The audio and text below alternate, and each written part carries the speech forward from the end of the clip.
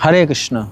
अनेक लोक मैंने कहती कि गीता भागवत पढ़िले ना आमर मन रहुनी, से आमे टिके गीता भागवत पढ़ापी आ शुणापी आमर रुचि टिके रहन थाए। कहीं कारण मन तो रहुनी, जहाँ पढ़िले शुणिले सब भूली जाऊे। किंतु देखंतु जदि जड़े गीता भागवत को निष्ठार सहित श्रवण करे मन न रहू किंतु तथापि तार लाभ ताको मिलिबो, ता हृदय शुद्धिकरण हम। ता विषय गोटे सुंदर छोटिया कथा आपण मानक पई। थरे गोटे कमार घर जो माने शाल काम करती, लुहा काम करती, से कमार शाल आपण देखिथिबे सब अंगार रे निया तैयारी करती। अंगार बोझ थाए जो थे अनेक गुड़िया अंगार टुकुड़ा लगे पूरा मैला होगी थाए।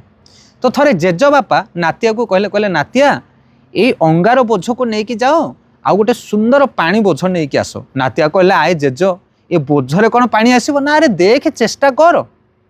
नाती टोका से अंगार बोझटा को लेकिन गला। अंगार न थाए खाली बोझटा किंतु पूरा कला आवृत होकर लगी थाए अंगार गुंड।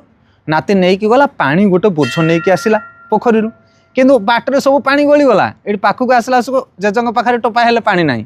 नाती कह देखल जेज पानी टिके भी रही ना, अरे आउ थे नहीं जा। पुणी नाती गला आउ थे आउ गोटे बोझ नहीं कि आसला किंतु पानी पुणी गली गला। यही भाव में 3-4 थर से पानी आने चेष्टा कला आउ शेष टोपाए पानी आसला ना। जेज कहले देख नातिया पानी टोपाटे सीना आसलानी किंतु ये जो कला आवृत होता बोझटा देखिलु केते परिष्कार हो जाए, निर्मल हो जाए। से भली भाव में आम हृदयटा अंगार भली मलिन काम क्रोध लोभरे भरी होकर रही। आ कृष्ण कथा हूँ पवित्र जल। जितेबाला आम बारंबार कृष्ण कथा को हृदय श्रवण करवा सेतेबेले ये हृदय सीना कृष्ण कथा रही पारिबनी किंतु तार प्रभाव में आम भितर थिबा कुभावना कदर्य व्यवहार दूषित चिंता सब नष्ट हो हृदयटी पवित्र हो सफा हो जमीती बोझटी हो जाइथिला। हरे कृष्ण।